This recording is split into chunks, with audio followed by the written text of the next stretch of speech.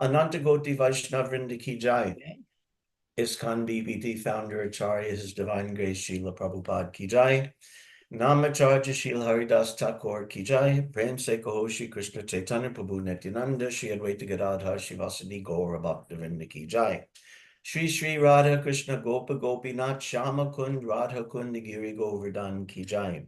Vrindavan Dham Ki Jai, Mayapur Dham Ki Jai, Yamuna Mai Ki Jai, Ganga Mai Ki Jai, Bhakti Devi Ki Jai, Tulasi Maharani Ki Jai, Samaveda Bhaktivinoda Ki Jai. All glories to the assembled devotees. All glories to the assembled devotees. Hare All Krishna. glories to the assembled devotees. All glories to Sri Guru and Sri Gauranga. Om Namo Bhagavate Vasudevaya. Om Namo Bhagavate Vasudevaya. Om Namo Bhagavate Vasudevaya. Om Namo Bhagavate Vasudevaya. Om Namo Bhagavate Vasudevaya. Om Namo Bhagavate Vasudevaya. Jai. Hare Krishna. Reading today from Srimad Bhagavatam, 3rd canto, chapter 4. We'll be doing text 34 through 36. Please, if you could go to text 35, we'll do 35 altogether and I'll read the others, if that's okay. Text 35. Atmanam cha kuru shreshta krishnena manasekshitam Dhyayangate bhagavati ruroda prema vivala Atmanam cha kuru shreshta krishnena manasekshitam Dhyayangate bhagavate ruroda prema vivala Atmanam cha kuru shreshta krishnena manasekshitam Dhyayangate bhagavate ruroda prema vivala. Everyone can chant, please. Atmanam cha kuru shrestha krishnena manasekshitam dhyayan gate bhagavate rurodha prema vipala. Atmanam cha kuru shreshta krishnena manasekshitam dhyanam gate bhagavate ruroda prema vivala.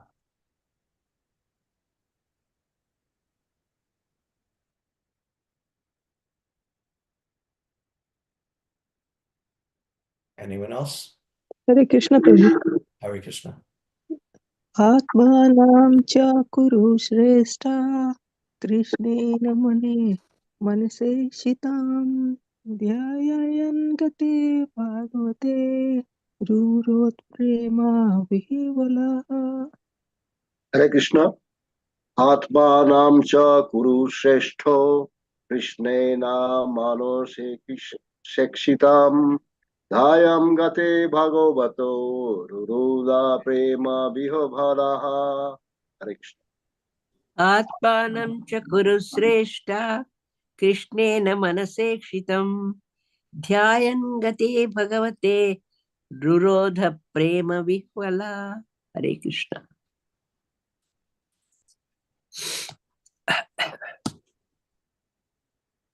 Okay, translation.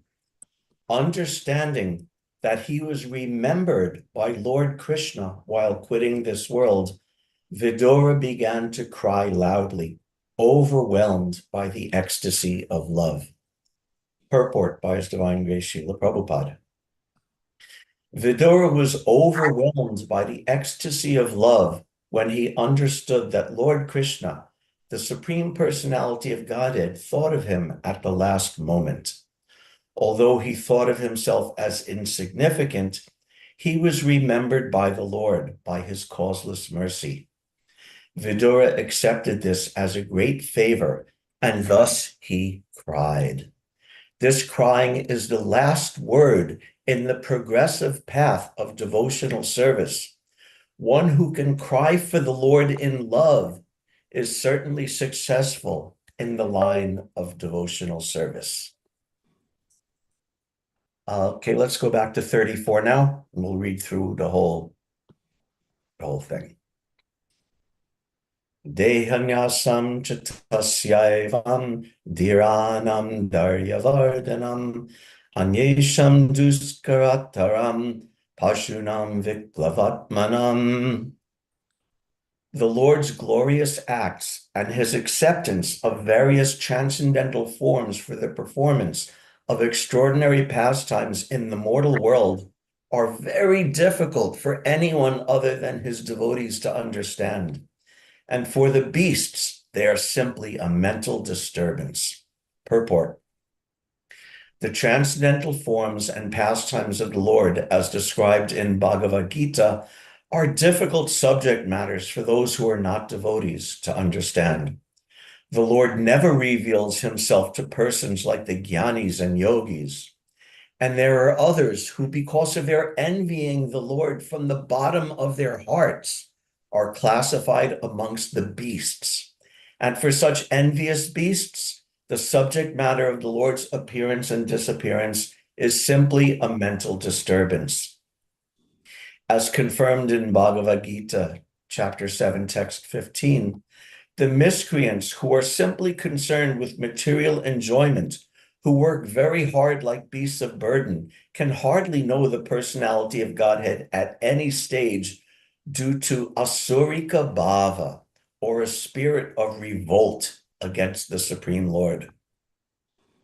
Scroll down a little, please.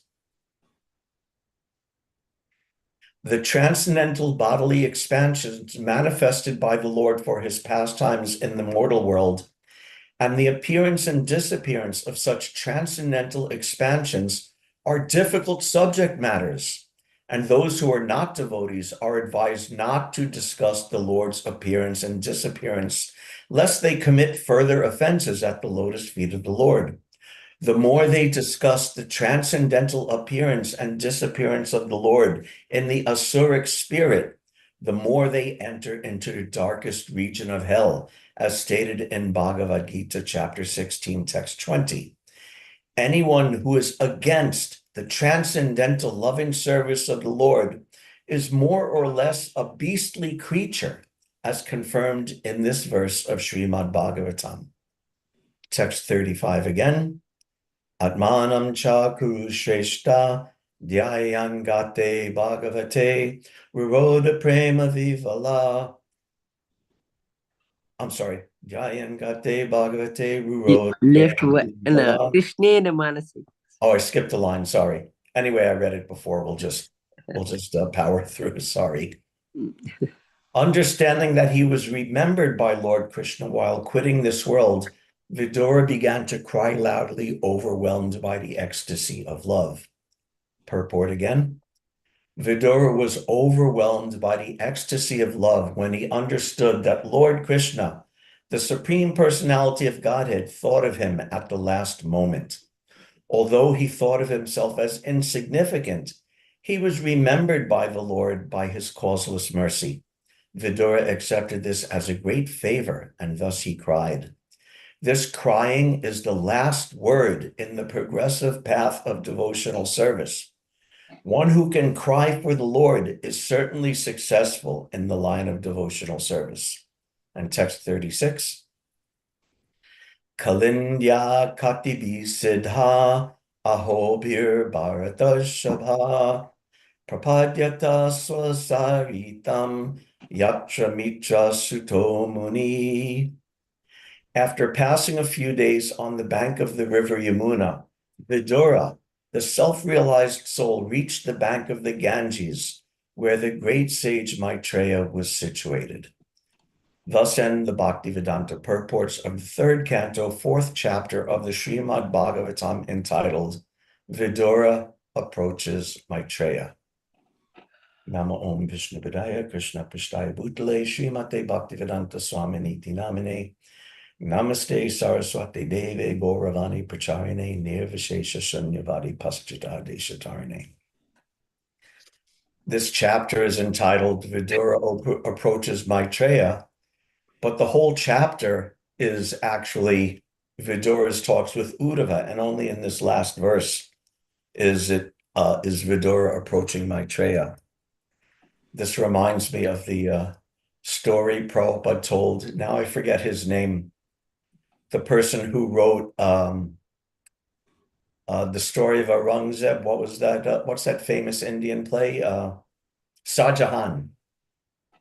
He wrote the book. I think it was a play actually, Shah Jahan. And one of his friends read it and said, "You're calling this book Shah Jahan, but I read the book and all the activities in it, everything in the book is just the activities of Aurangzeb. Shah Jahan at the beginning of the book, he's put in jail and he doesn't do anything for the whole rest of the book. So I think you've named this chapter in this book incorrectly by calling it Shah Jahan instead of Aurangzeb." And the author said, "No, you don't understand. Shah Jahan isn't doing anything. He's just sitting in the jail cell. But every action carried out by Aurangzeb and all the other characters, every activity carried out by all of them throughout the book is beating on his heart. Therefore, I've called it Shah Jahan." And Prabhupada said that the author knows better than anyone what the book is about. So also I was thinking like that also, that the chapter is titled Vidura Approaches Maitreya, but it's all about Vidura and Uddhava, but it's all leading up to this momentous meeting of Vidura and Maitreya, which is so important. Not only the instructions are important, but even just by volume, it's the biggest part of the Srimad Bhagavatam, Vidura and Maitreya. So that's how I'm trying to understand this chapter, Vidura Approaches Maitreya. And it's so important, in fact, that in the 12th canto of the Bhagavatam, at the very end, there's a list of all the different topics of Bhagavatam. Now, in the last canto, we heard about the 10 topics of Bhagavatam, but those are philosophical topics, the philosophical topics of Sarga, Visarga, Uttaya, I can't even remember them now, Mukti and all those things, and Nirodha, all the 10 topics of Bhagavatam. But in the 12th canto, they're listing the actual discussions, what's actually talked about specifically. And one of the very important ones is listed there, Vidurodava Samvada Kshatra Matreyayos Tata. That Vidur Uddhava Samvada, the very amazing and complete and perfect philosophical discussions between Vidura and Uddhava, and Kshatra Matreyayos Tata, and also the talks of Vidura and Maitreya. So such important parts. Actually, it's interesting. Vidura here is called Kshatra. And his nickname, or his like family name or pet name, which even Krishna would call him, was Kshata. Now, Kshata actually comes from the term for someone who is born in a mixed caste. And for those who are mundane Hindus or ritualistic or materialistic Hindus, being born in a mixed caste is not a very good thing. But Vidura was addressed like that, Kshata, by Krishna himself and the Pandavas and all his friends in an affectionate way. There was no pejorative sense to it. Oh, you're in a mixed caste, like Duryodhana had towards him and criticized him for it. And this is why we can't have Varnashram today, because there's too much envy wrapped up in this caste system. But at that time, they called them Kshata, and it was an affectionate term. And actually, these persons of mixed caste are so important in the Vedic literature and the Vedic history. We wouldn't have Bhagavad Gita without Sanjaya, who was mixed caste. We wouldn't have Srimad Bhagavatam if we didn't have Sutta Goswami, who was mixed caste, descended from mixed caste. But these persons are so glorious. Or what to speak, even Vyasadeva himself. His mother was a fisherwoman, right? The daughter of the head of the fishermen. So the intelligent understanding is that a person is judged by their qualification, not by this caste system. And when that happens, then there's all sorts of disaster happening. Just like Duryodhana kicking Vidura out, that was a disaster and an offense for him. Or look at Karna himself in the Mahabharata, because he was misunderstood to be of mixed caste. The Pandavas themselves would insult him because of that, not realizing who he was, not realizing that he was actually their equal in every way, including by birth. But because they were overcome by this idea of mixed caste or caste system, so much pain and suffering came from it. But Vidura is so qualified that, okay, mixed caste, whatever, who cares? He's so qualified that his talks with Uddhava and his talks with Maitreya are this huge, important part of the Bhagavatam. And of course, it has to be by qualification. Just like Prabhupada also describes in Krishna book, that when Lord Balaram went on pilgrimage, and he approached the assembly of devotees, and Romaharshan Sutta, who was of mixed caste, was sitting on the Vyasasan. And the sages, again, very magnanimously and broad-mindedly, and say, oh, he's qualified in every way. So what if he's mixed caste? We'll let him sit on the Bhagavatam and lead the assembly. And there was no prejudice because he was qualified. But then when Lord Balaram came and Romaharshan Sutta failed to offer proper respects to Balaram because he had become puffed up due to sitting on the Vyasasan. Then Prabhupada described, I don't remember the exact words, but he said to the effect that everyone had overlooked this material disqualification. They had completely forgotten this material disqualification of his birth. But then when his bad behavior towards Balaram became manifest, then again, everyone remembered his low birth. So it's not a rubber stamp, just like Prabhupada said about the caste system in India, that Gandhi wanted to rubber stamp the lower caste people as Harijan. And this is good. They're also Harijan, but Prabhupada made the point that's all well and good, but it has to be by qualification for one to actually become Harijan, to become the people of Lord Hari, to become the devotee of Lord Hari is qualification. But anyway, that's just a little tangent there. We'll move on. So this beautiful talks of Vidura are such an important part of the Bhagavatam.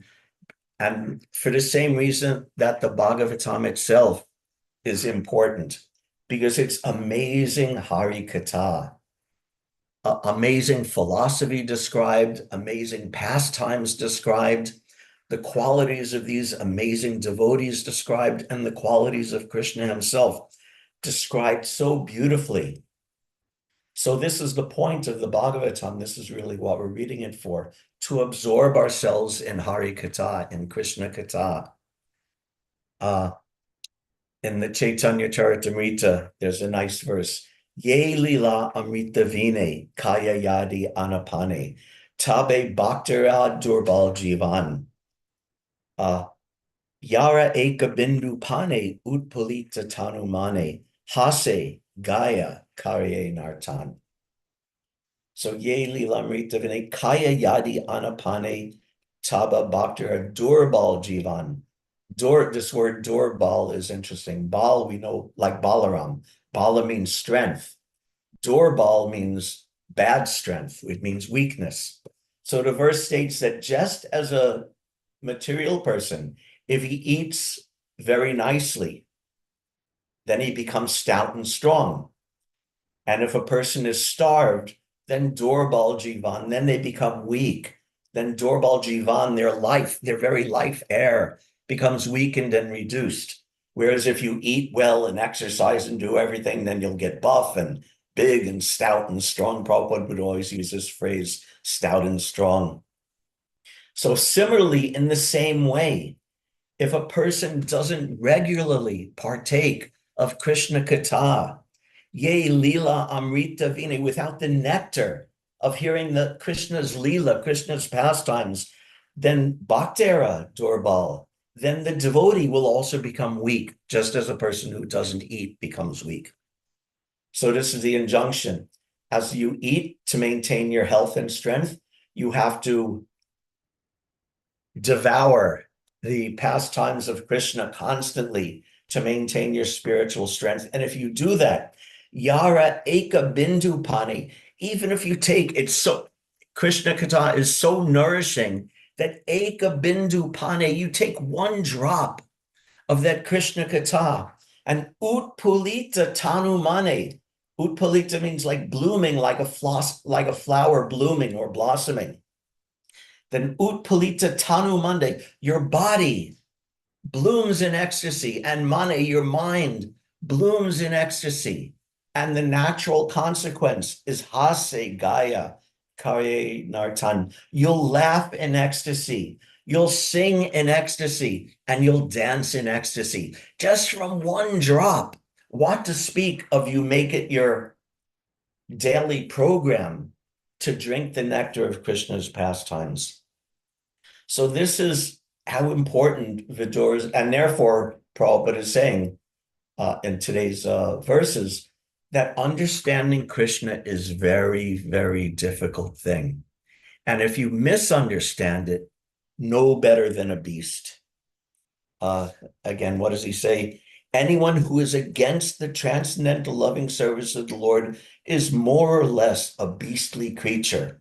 Pasunam Atmanam. That his very self, Pashunam, is like an animal. What's that also? Ahara Nidra Biomaituram Chas Samanyame Tat Pashupir Naranam. Eating, sleeping, mating, and defending. This is the business of the animal. And the human who also does no more than that is himself just an animal. So therefore, we have to include this hearing of Krishna Katha. But that also has to be done in a certain way. That also has to be done with a certain quality to it, with a certain understanding to it. That's why we know to understand Krishna, Janma Karma Chame Divyam, Evam Yo Veti Tattvataha. So what does that mean to understand Krishna's appearance and activities, Tattvata, in truth? If I gave everyone here a multiple choice test, or a true-false test, is Krishna the Supreme Personality of Godhead, true or false? We'd all know to check true.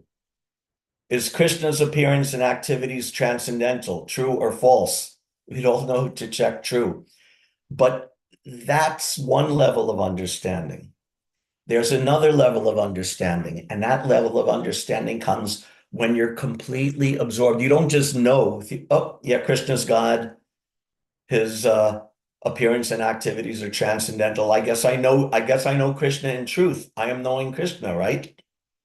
But it's so much more than that. And the so much more part is doing this regularly, hearing and chanting about Krishna regularly every day, to the point when you actually have a taste for it.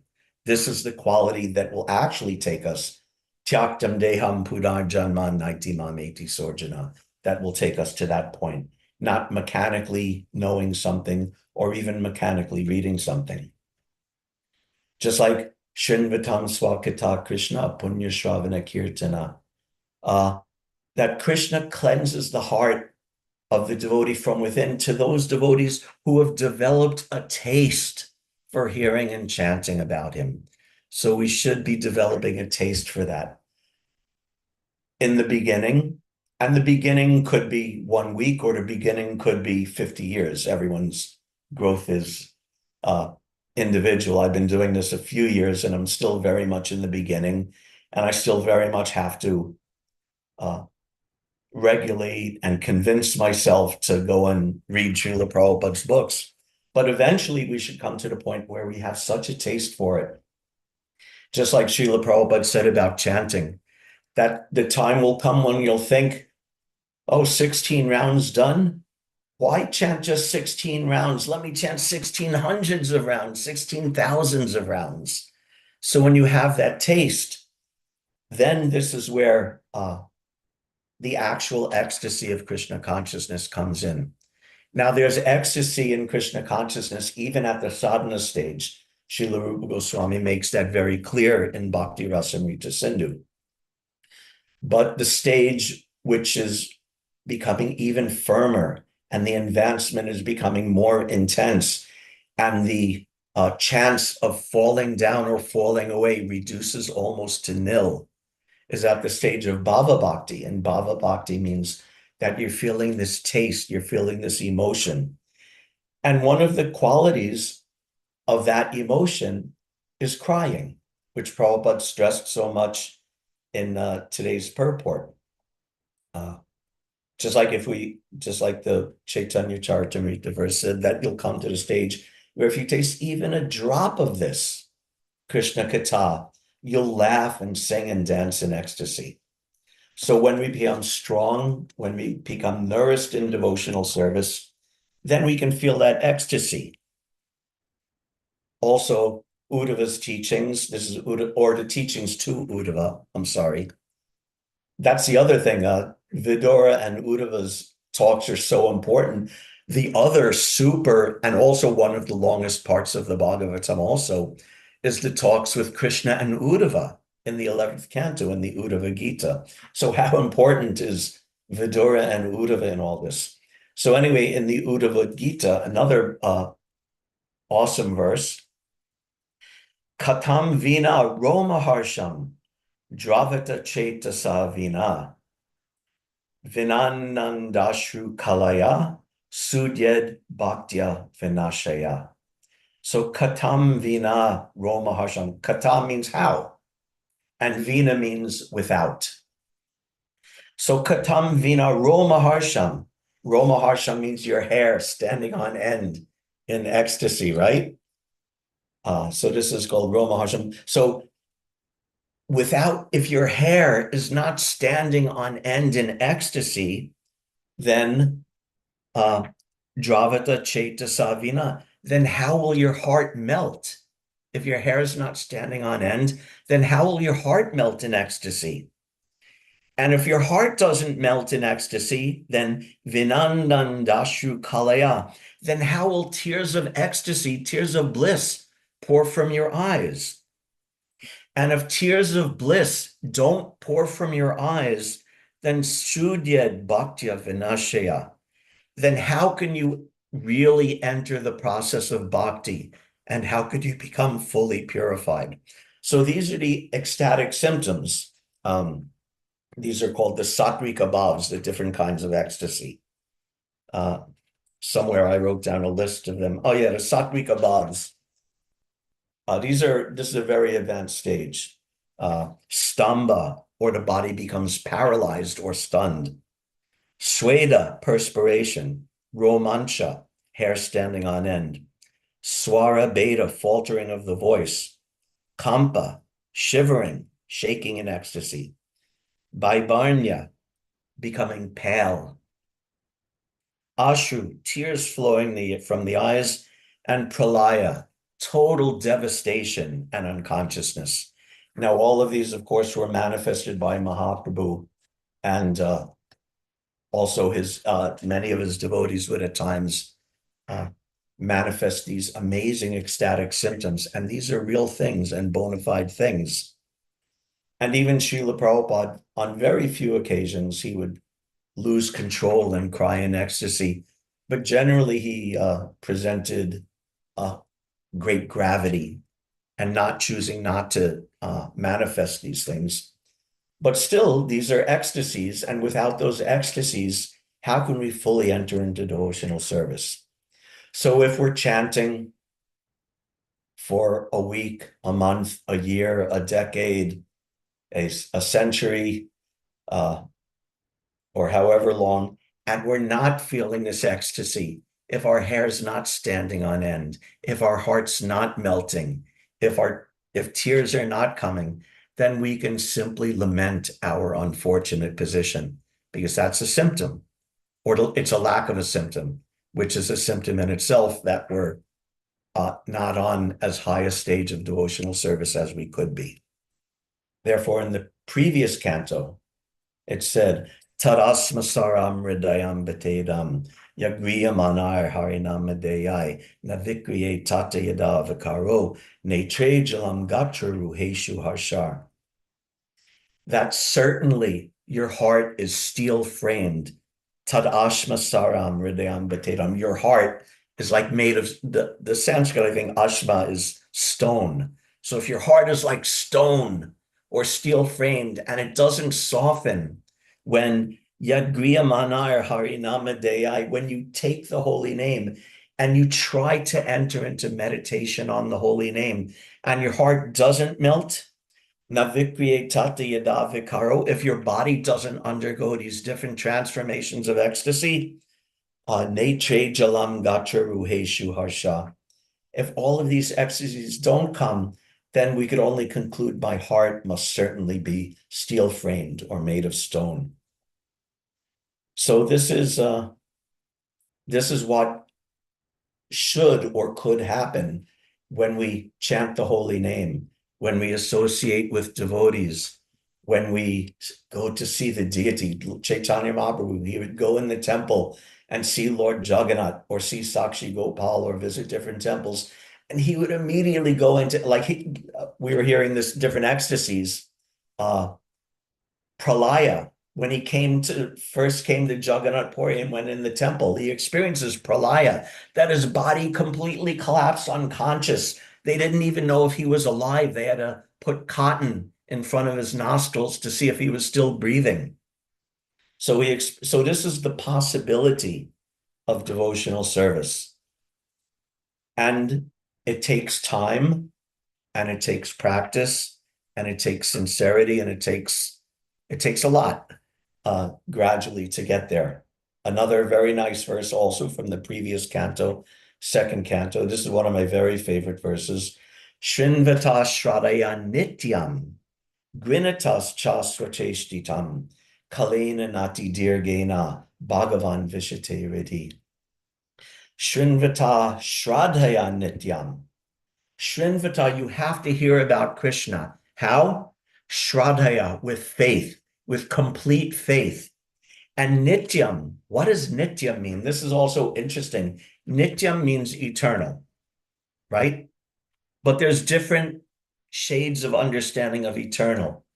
Nitya also means regularly, just like there's Nitya Dharma, regular duties, and Naimitika Dharma, or periodic duties. Just like regular duties is like, for example, for a Brahmana, chanting Gayatri is Nitya Dharma. Not that he's chanting Gayatri 24 hours a day, but it's regular. Every day, 3 times you chant Gayatri. And then there's Naimitika, which is like, for example, doing the Shraddha ceremony, which is something you don't do every day. It's done just at certain times. So Nitya means regularly. That means regularly, every day you're hearing and chanting about Krishna, or at some regular schedule, the more the better. You're reading Srila Prabhupada's books, you're hearing from devotees, you're hearing from Srila Prabhupada. Nitya. The other meaning of Nitya is always, constantly. So that's also hard to do. To 24 hours a day, be absorbed in chanting and hearing about Krishna 24 hours a day. But that's also an aspiration. And the other meaning of Nitya is something that continues without ever ending, is Nitya. And this is also significant because like in today's purport, Prabhupada mentions the jnanis and the yogis can't understand Krishna. Because jnana and yoga are processes that you take up for some time. And when you attain your mystic cities or you attain your liberation, then the process of jnana and yoga is over. You're done. You've attained the goal and you don't do anymore. But in devotional service, you do it regularly, you do it constantly. And when you actually attain the perfection of devotional service through hearing and chanting, the hearing and chanting doesn't end. It continues on and on past attaining the goal of love of Krishna. In fact, it could almost be said that that's when the hearing and chanting really begins. So this is Nitya. Srinvata Shraddaya Nitya. You constantly always hear and chant about Krishna. How? Grinatas cha swacheshtitam. Grinatas, you accept it, you grasp it, you take to the process. Swacheshtitam. Swacheshtitam means by your own endeavor. That means you have to work at it. Hearing and chanting about Krishna and devotional service are certainly gifts bestowed upon us by the spiritual master, by Srila Prabhupada, by the Parampara, and by Vyasadeva, and by Krishna himself. They're gifts bestowed upon us. But we have to take that gift very seriously, and with our hard endeavor, we have to take it and accept it and practice it and mature in it. So grina chas swacheshtitam, kalena nati dirgena. And if you do that, then kalena nati dirgena, in a very short time, Bhagavan Vishate Ridhi, Krishna will appear within your heart. And we heard that the other verse, the other Srinvata verse, that when Krishna is in your heart, Yabhadrani vidunoti suritsutam. He cleanses all dirty things from the heart of the pure and honest devotee who is absorbed in hearing and chanting. And then when that happens, then you can actually experience the ecstasy in devotional service. That ecstasy is so important. Prabhupada, I'll read it again. Could we go back to the verse, please? Or am I the host now? Let me see if I can very quickly go to that.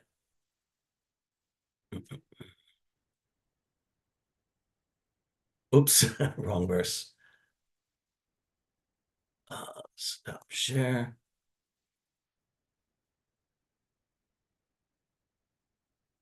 Is that it? No, wrong one. Anyway, I can't call it up now, but we remember from the purport to 35 that Prabhupada says that one who can cry like that for Krishna, then that person is successful on the progressive path of devotional service. So all these ecstasies are there, but there's another issue with these ecstasies. When Srila Bhaktivinoda Thakur wrote a commentary on Sikshashtaka, and he wrote the commentary on Nayanam Galada Shuddharaya, Vadanam Gadgada Arudaya Gira, Pulakar Nichitam Vabhukada, Tavanama Grahane Bhavishyati. Mahaprabhu explaining how the devotee's eyes are ornamented with tears and his body's shaking, and he's experiencing all the ecstatic symptoms when he chants the holy name. And Bhaktivinoda Thakur writes, and this is interesting and even humorous. He says, this shloka does not refer to those who have naturally moist eyes or who suffer from affectations of artificial ecstasy. In other words, these ecstatic symptoms like crying, which Vidura was doing on remembering Krishna, are genuine symptoms, but sometimes they're not. When they're real genuine symptoms, but when they're not, they're not. Someone may have naturally moist eyes. Some people are naturally more emotional and will cry at the drop of a hat, so to speak. Some people are more grave or don't show their emotions and may not cry as much. So just the appearance of tears in and of themselves may not be the real thing. He also says, or those who suffer from affectations of artificial ecstasy. Just like in India, finding someone who will fall down and cry and roll on the floor in ecstasy is a very easy thing to find someone like that. But not every person who does that is genuine, is the point. And not only that, there's also described by Srila Rupa Goswami what is called bhava bhas, or a shadow of real bhava, or a reflection of real bhava. in the neophyte devotee or the unqualified devotees. I'm sure, I mean, I remember in my younger days in devotional service, sometimes feeling overwhelmed and even crying in kirtan. And I was certainly not on the stage of Bhava Bhakti. I was barely entering sadhana bhakti, but still there was something there. Srila Rupa Goswami describes that the beauty and ecstasy and purity of the holy name is such that even a devotee not on the level of Bhava Bhakti can sometimes manifest a shadow of these genuine symptoms. So sometimes the feelings of ecstasy can be a shadow of the real thing. Or more sinister, more nefarious, is a cheating person who will artificially mimic these symptoms for the sake of ego, for the sake of gaining followers, for the sake of impressing people around him, whatever. People will imitate these ecstatic symptoms. So what to do? These symptoms are real when they're real, but sometimes they're not. So how do we understand these symptoms? And Srila Prabhupada explains, and Srila Rupa Goswami explains, that there are other symptoms of Bhava Bhakti that are actually more solid and more useful, more practical. Because again, the Sattvika Bhavs, someone can not be qualified, but can artificially manifest those symptoms. Or on the other hand, someone may actually be qualified, but will restrict himself and not manifest those symptoms. So those are not, that means that those symptoms, they're real, but they may not be practically useful for judging where a person is at. So Rupa Goswami explains that there are other symptoms of bhava, symptoms that cannot be imitated by those who are cheaters and cannot be hid by those who are genuine advanced devotees. So what are those? These are the 8 symptoms of bhava. Kshantir avyarta kalatvam, viraktir manashunyata, ashabandha samutkanta, nama gane siddharuchi, asaktis tad gunakyane, pritis tad vasati stale, ityadaya nubhavasyur, jata bhavankure jane. Let me just check the time here. Okay, not doing too badly. So these 8 symptoms, ityadeo anubhavasyor, these are called anubhavas. Bhava means ecstasy, and anubhava means that which follows from the ecstasy. So they naturally follow, these symptoms naturally follow from someone on the stage of bhava. Jata bhavankure janai. They're jata, they're born naturally from someone in whose heart the sprout of bhava, of ecstasy, has awakened. So what are these 8 symptoms? Kshantir avyarta kalitvam. Kshanti means tolerance. It means forgiveness. Tolerance and forgiveness means that you don't blame others for your situation, for your difficulty. You don't hold a grudge. You don't blame others. You take responsibility for your own life and you're not disturbed by others. Kshantir avyarta kalatvam. Avyarta kalatvam means you never waste even a moment of time separate from devotional service. To be missing, we heard how devotional service, hearing and chanting can be nitya, constantly. So the aspiration is to hear and chant 24 hours a day. But if there's some situation where for a little while you can't hear and chant, then if you feel that is intolerable, how could I be wasting this time? I have to do this other thing. I'm wasting time by not engaging in devotional service. This is also a symptom of ecstasy, of yarta kalatram. Prabhupada would quote, maybe it was Chanaka, I'm not sure. And it's a common saying that time is the most valuable thing. And it's so valuable that if you waste even a single moment, you can't buy that moment back even for hundreds of thousands of gold coins. So time is so valuable to the devotee of Yarta Kalatvam. He can't tolerate wasting even a moment not engaged in devotional service. We see this manifested so clearly in Srila Prabhupada's life, every moment. Sometimes he had to sleep 2-3 hours, a very short time. He'd wake up when everyone was still asleep and translate his books because he couldn't bear to have that time wasted, not saving the world, not experiencing the ecstasy of Krishna consciousness himself, as well as distributing it to others. He couldn't tolerate it. So Vyarta Kala Tvam. Viraktir, Manashunyata, Virakti. The Gyanis and the yogis are very concerned with Virakti, with being detached, with being renounced. But theirs is simply artificial renunciation by force. The devotee is so absorbed in Krishna consciousness that the material world has no attraction for him. What's that? He's attained the higher taste.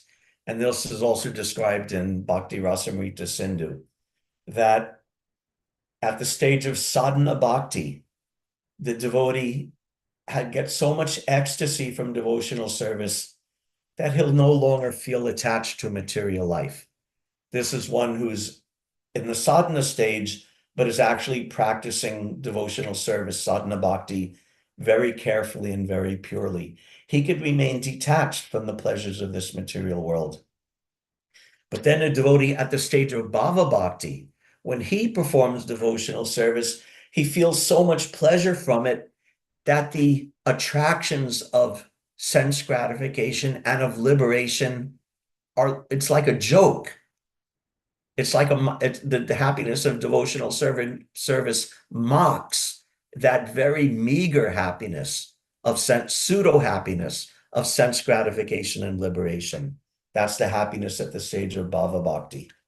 And at the stage of prema bhakti, the pleasure, the ecstasy of devotional service is so omnipresent and so thick and condensed and all-encompassing that the devotee cannot even perceive the so-called happiness of material life. So Virakti, very naturally and very easily, the bhava bhakti is detached from material life. So Prabhupada would often give the example of the people who cry tears and roll on the street, and then after that they go off to smoke a bidi, or they go back to their ashram, which is full of old widows for them to abuse, or some such nonsense going on. But the actual devotee, like Haridas Thakur, actually has this real virakti, this real attachment, because of his taste of devotional service. And virakti or manashunyata. He's completely devoid of any sense of pride, because he so fully identifies himself as the servant of Krishna, as part and parcel of Krishna, as the devotee of Krishna, that there's no room left in his heart for any kind of pride or ego separate from that identity as Krishna's servant. Therefore, manashunyata. Next is ashabandha samutkanta. Ashabandha means hope against hope. Prabhupada has explained this, all of these things he's explained very nicely in Nectar of Devotion. Hope against hope means that you understand that serving Krishna is the goal of life and attaining Krishna, prema pamartha mahan. And you understand that and you desperately want it, but you're feeling yourself, again, because manashunyata, because you have no ego, no false ego about it. You're feeling yourself on your own to be so unqualified and so incapable to serve Krishna, to approach Krishna, and to love Krishna, that you feel it's hopeless. But at the same time, because you also love Krishna and you understand that Krishna is also the most merciful, therefore that gives you hope that you can attain it by Krishna's mercy. So this is ashabandha, hope against hope. And samutkanta, total enthusiasm. Now this is a duality, that you feel hopeless, but at the same time you're enthusiastic. Because Krishna, first of all, you have to be enthusiastic because Krishna is the most merciful and the most attractive. And even if you try, you can't give it up. Therefore, despite hopelessness, You're always enthusiastic, always thinking, how can I serve Krishna now? What beautiful thing can I cook for Krishna? What offering can I make to Krishna? What service can I offer to Krishna and Krishna's devotees? So samudkanta, total enthusiasm, always enthusiastic, very eager to, and Prabhupada also explains again in Nectar of Devotion. He says in the beginning, the devotee follows the rules and regulations. You wake up in the morning, you go to the temple, you wake the deity, you see the Mangalarti, but then the devotee will come to a stage where he's eager to go to the temple, and he's always thinking of different ways how to dress the deity, how to decorate the deity, how to offer the service to the deity. So this is the stage, samudkanta. Next is namagane sadaruchi. Namagane, chanting the holy name. Sadaruchi, he always has a taste for chanting the holy name. There's no time when he's thinking, oh, I don't want to chant the holy name now. But Namagani Sadaruchi, always, constantly, he has a taste for chanting the holy name. And this is similar to the next one. Asaktis tad gunakyane. He has complete attachment to gunakyane, hearing and chanting the glories and the qualities of Krishna. So the devotee, he's always chanting the holy name, or always wants to chant the holy name, and always wants to hear and chant about Krishna's qualities, Krishna's philosophy, Krishna's devotees, Krishna Katha. Krishna Katha like Vidura Uddhava Samvada, the talks of Vidura and Uddhava. The devotee always wants to hear this. So, and next, Pritis Tad Vasati Stale. And the other last symptom is that the devotee has great love and great affection for Vasati Stale, for the place of Krishna's residence, for the place of Krishna's pastimes. That means the devotee wants to go to the temple. Was it, my memory is not good, was it in Drona's class on last Saturday when Prabhupada was saying how the devotee is always associated with some temple? Am I remembering that correctly from Saturday's class? So the devotee Yes. always... Yes, that was the verse. Yeah. Yes, that was last Saturday, right? Yeah, that's very nice. So the devotee always, when I want to go to the temple, or if you have the temple in your house, let me go to my temple room and offer some service, do an arati, sit and chant, sit and read in front of my deity. And if I have the time, if I have the facility, if I have the money, then let me buy a ticket and fly to India and let me go to Vrindavan, let me go to Mayapur. So these are the genuine symptoms of bhava. And the most beautiful thing about these symptoms in comparison with the symptoms of the sattvika bhavas is that these are symptoms of a very advanced devotee on the level of bhava bhakti. But at the same time, these symptoms are also an aspiration and a sadhana for those of us who are still on the stage of sadhana bhakti. That's also why these symptoms are so perfect. These symptoms cannot be hid by an advanced devotee, and they cannot be mimicked, at least not for long, by a cheating devotee. And they're also an aspiration and an example and a sadhana for those of us who are sadhana bhaktas who are not yet on the stage of bhava bhakti. I'm not very tolerant, but the example is there of tolerance, so I can practice. If something happens, instead of losing my cool, I can practice my tolerance.